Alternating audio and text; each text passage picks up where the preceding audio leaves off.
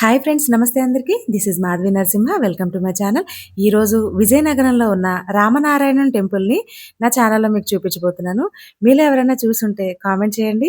లేదు అంటే గనక ఒకసారి తప్పకుండా విజిట్ చేయాల్సిన ప్లేస్ అనమాట. నైట్ టైం అయితే చాలా బాగుంటుంది. బట్ వీడియోస్ తీయడానికైతే కొంచెం నైట్ టైం అంతా క్లియర్గా లేదు. వెళ్ళే వాళ్ళు ఎవరైనా ఉంటే గనక ఖచ్చితంగా నైట్ టైమే వెళ్ళండి. ఇక్కడ హనుమాన్ విగ్రహం కనిపిస్తుంది కదా మీకు, ఆ విగ్రహం మీద లైట్ షో అనేది కూడా జరుగుతుంది. ఆ వీడియో నేను ఆల్రెడీ అప్లోడ్ చేశాను. ఈ రామనారాయణం గురించి ఇది ఎక్కడ ఉంది ఏంటనేది ముందు ముందు ఈ వీడియోలో నేను మీకు చూపిస్తాను. వీడియోనైతే మీరు ఖచ్చితంగా చూడండి, చాలా నచ్చుతుంది మీకు. రామనారాయణం టెంపుల్ అనేది భారతదేశంలో విజయనగరంలోని కోరుకొండ రోడ్లో ఉంటుంది. ఇది విజయనగరం పట్టణం నుంచి 6 కిలోమీటర్ల దూరంలో ఉంటుందన్నమాట. రామనారాయణం మొత్తం ఈ టెంపుల్ అంతా కూడా 15 ఎకరాల్లో ఉంటుందంటండి. ఇది ఎన్సిఎస్ చారిటబుల్ ట్రస్ట్ అన్నమాట ఈ ఆలయాన్ని నిర్మించారు.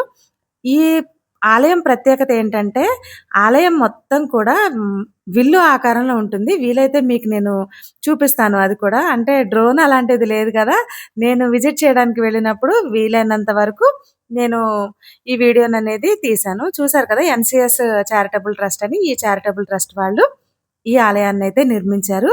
నిజంగా అండి, ఎలా అంటే రామనారాయణం అనే పేరుకి తగ్గట్టుగానే ఇక్కడ రాముని పుట్టిన దగ్గర నుంచి మొత్తం కూడా బొమ్మల కథల రూపంలో నిజంగా చాలా బాగా, అంటే మనుషుల్ని చూస్తున్నామా అనేటట్లుగా ఉంది.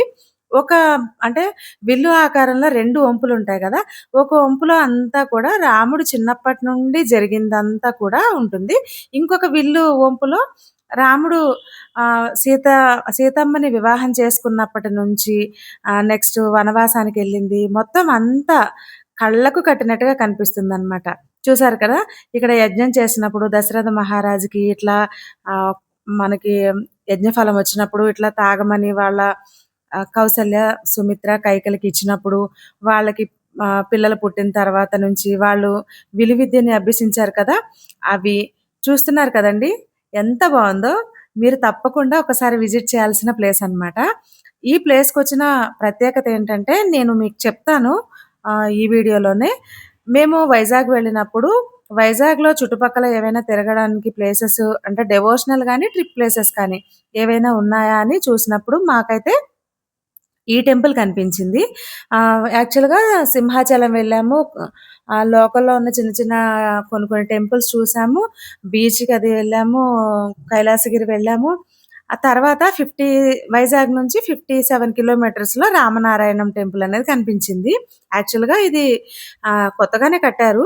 అయితే సరే ఈ టెంపుల్ కూడా చూసుకొని అరకు వెళ్దామని చెప్పేసి ఆ అరకు ట్రిప్లో ఈ టెంపుల్ విజిట్ చేసామన్నమాట. చూస్తున్నారు కదా ఎంత బాగున్నాయో. అక్కడ ఏవైతే బొమ్మలు ఉన్నాయో కింద వాటికి సంబంధించిన స్టోరీ ఏదైతే ఉంటుందో అందరూ చదువుకోవడానికి ఇది అరేంజ్ చేశారనమాట. మనం ఏంటంటే బాణం ఆకారంలో ఎందుకుంది ఏంటనేది కూడా నేను చెప్తాను. ఇది ఓన్లీ టెంపుల్ అయితే కాదండి. నేను చెప్పాల్సింది ఏంటంటే, ఫస్ట్ రామనారాయణం అనగానే ప్రతి ఒక్కళ్ళు ఇదొక రాముల వారి టెంపుల్, ఇక్కడ పూజలు జరుగుతాయి, టెంపుల్ రిలేటెడ్ ఇలా అని అసలు అపోహ పడద్దు. ఎలా అంటే ఈ టెంపుల్ ఇప్పటికి 2.4 మిలియన్స్ పైగా వచ్చి విజిట్ చేసి వెళ్ళారంటండి. ఎందుకంటే ఇక్కడ టికెట్ ఉంటుంది కదా, ఎంట్రీ టికెట్ 50 రూపీస్ ఉంటుంది. 10 ఇయర్స్ లోపు పిల్లలకి టికెట్ అవసరం లేదు. 10 ఇయర్స్ తర్వాత వాళ్ళందరికీ కూడా 50 రూపీస్ తీసుకుంటారు. అంటే పిల్లలకి 30 రూపీసే తీసుకున్నట్టున్నారండి, నాకు కంప్లీట్గా ఐడియా లేదు. అయితే ఈవినింగ్ 6:00 తర్వాత 10:00 వరకు కూడా హనుమంతుడిపై లేజర్ షో అనేది ఉంటుందండి. నిజంగా అది చాలా బాగుంటుంది. ఏంటంటే మనకి రాముల వారికి హనుమంతుడికి రిలేటెడ్గా ఉన్న స్టోరీస్ ఏవైతే ఉంటాయో అవన్నీ కూడా హనుమంతుల వారి మీద ప్రతిదీ లేజర్ షో అనేది ఉంటుంది. అది మాత్రం నాకు బాగా నచ్చిందండి. ఆ షోకి వేరే డబ్బులేం తీసుకోరు. మనం ఇక్కడ ఎంట్రీ టికెట్ ఏదైతే తీసుకుంటామో ఆ టికెట్తోనే ఆ షో కూడా చూడొచ్చు అనమాట. చూసారా, ఇక్కడ వరకు ఒక విల్లు ఆకారంలో అనేది ఇలా కంప్లీట్ అవుతూ వస్తుంది. హనుమంతుని కలవడం, రాములు శబరిని కలవడం, ఇలాంటివన్నీ మీరు చూస్తే మీకే అర్థమవుతుంది, నేను చెప్పాల్సిన అవసరం లేదు. వైజాగ్ వెళ్ళిన వాళ్ళు ఒక 45 మినిట్స్ అలా పడుతుందండి జర్నీ. 1 అవర్ పడుతుంది. మీరు వెళ్ళాలనుకుంటే బస్సు రూట్‌లోనే ఉంటుంది. మనం వెళ్తూ ఉంటే విజయనగరం వెళ్ళడానికి లెఫ్ట్ సైడ్‌లో ఈ టెంపుల్ అనేదొస్తుంది. అండ్ ఇంకా ఈ టెంపుల్ గురించి ఏంటంటే చెప్పాలంటే రోడ్డు మీదకైతే ఉండదు. లోపలికుంటుందనమాట మనం వెళ్ళడానికి. అయితే ఈ టెంపులొచ్చేసి 2014 మార్చ్ 22న ప్రారంభోత్సవం చేశారనమాట. ఈ టెంపుల్ ఓపెనింగ్‌కైతే గరికపాటి నరసింహమూర్తి గారు, తిరుప్పవై కోకిలి మంజులశ్రీ, చాగంటి కోటేశ్వరరావు గారు ఇలాంటి వాళ్ళందరూ ఈ టెంపుల్‌కొచ్చారనమాట. ఇప్పుడు మనకి ఒక వంపు అయిపోయింది కదండీ! సెకండ్ వంపులో మనకి ఆంజనేయ స్వామి కనిపిస్తారు. ఈ ఆంజనేయ స్వామి దగ్గర మనం లేజర్ షో అనేది చూడొచ్చు. లేజర్ షో దగ్గర కూర్చోవడానికి చైర్స్ అన్నీ ఉంటాయి. ఈ లేజర్ షో అనేది నేను ఆల్రెడీ నా ఛానెల్‌లో వీడియో అప్‌లోడ్ చేశాను.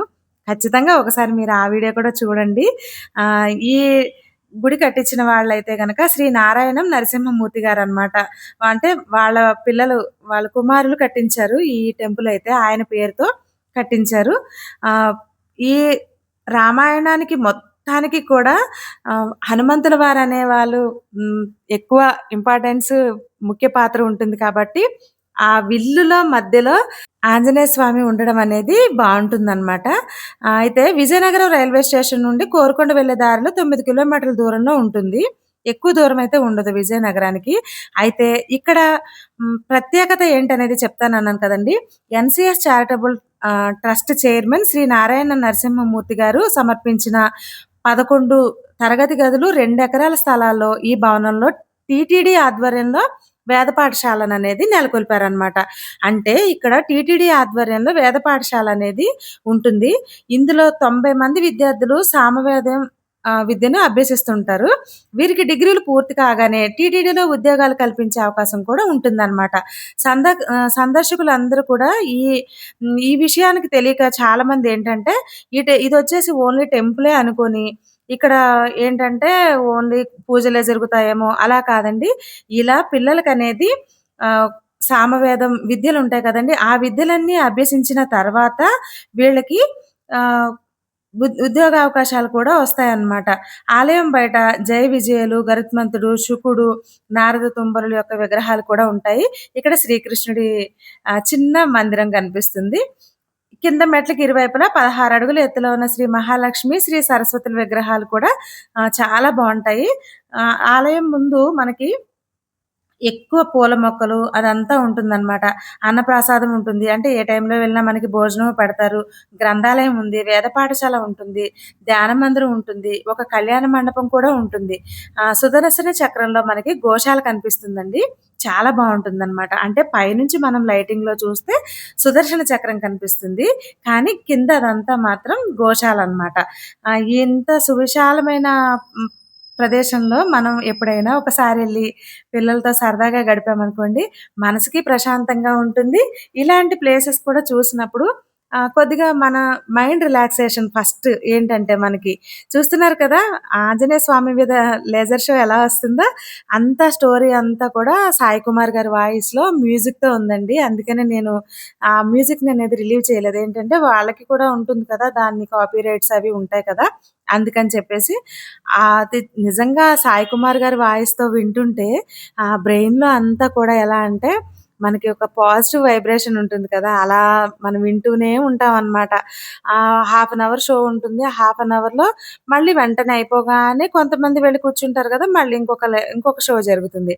అలా కంటిన్యూగా ఎవ్రీ హాఫ్ అన్ అవర్‌కి ఒక షో అనేది జరుగుతూ ఉంటుంది. బట్ కాకపోతే ఏంటంటే, మనం ప్రశాంతంగా కూర్చొని విన్నామనుకోండి, మనసుకు కూడా బావుంటుంది.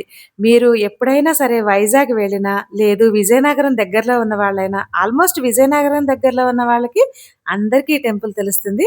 వైజాగ్‌లో ఉన్న వాళ్ళకి కూడా తెలుస్తుంది. మేమైతే హైదరాబాద్ నుంచి వెళ్ళామండి. మాకైతే నిజంగా చాలా బావుంది. ఇంకొకసారి వెళ్ళినప్పుడు డే టైమ్‌లో వెళితే ఇంకా ప్రశాంతంగా చూడొచ్చండి ఇవన్నీ. నైట్ టైమ్‌లో ఏంటంటే లైటింగ్ వల్ల కొంచెం వీడియో క్లమ్జీగా వచ్చింది. ఈసారి నెక్స్ట్ టైమ్ వైజాగ్ ట్రిప్‌లో ఖచ్చితంగా రామనారాయణం మళ్ళొకసారి విజిట్ చేసి, ఇక్కడ వీలైతే ఎవరితోనన్నా ఇక్కడ విషయాలన్నీ కనుక్కొని, నేను ఇంకొక వీడియో ఎప్పుడైనా అప్‌లోడ్ చేస్తానండి. చూస్తున్నారు కదా! ఇక్కడ మధ్యలో అనేది టెంపుల్‌ది వ్యూ ఉంటుంది. ఇటు, అటు మనకి ఇంకో టెంపుల్ ఎలా ఉంటుందనేది ఎందుకంటే అందరూ డ్రోన్ వ్యూలో చూడలేరు కదా టెంపుల్‌ని. అసలు ఈ టెంపుల్ ఎక్కడి నుంచి ఎలా ఉంటుంది? ఏంటి? మొత్తం కూడా మనకి స్టార్టింగ్‌లో ఉంటుందిలా. తర్వాత మనకి చూస్తుంటే ఇప్పుడు రైట్‌కి, లెఫ్ట్‌కి నేను మొబైల్ చూపిస్తున్నాను కదా! విల్లు ఆకారంలో. అలా మనకి టెంపుల్ అనేది ఉంటుంది. ఇక్కడ ప్రసాదం పెట్టారండి. చాలా బావుంది. ఆవిడైతే మేము ప్రసాదం తీసుకున్న తర్వాత కావాలంటే ఇంకా తీసుకోండమ్మా, ఇంకా తీసుకోండమ్మా అని చెప్పేసి పిల్లలకి కూడా 2, 2 ఇచ్చారు. అంటే మిరియాల అన్నం ఉంటుంది కదా! ఆ ప్రసాదం అయితే ఇచ్చారు. తప్పకుండా మీరొకసారి విజిట్ చేయండి. Thank you for watching.